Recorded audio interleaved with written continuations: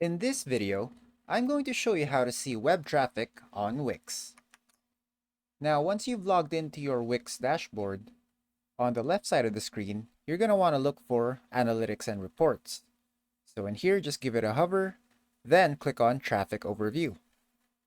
Once there, you'll be able to see the web traffic of your website. Now you can also filter this by clicking on this drop down right here, then maybe selecting a set amount of specific dates, or maybe this month, this year, the previous month, or the previous year.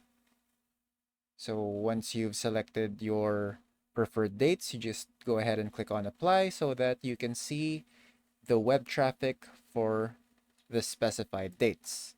And that's about it. That's how you see web traffic on Wix. If you have any questions, please let me know down in the comments below, and I'll do my best to help you out.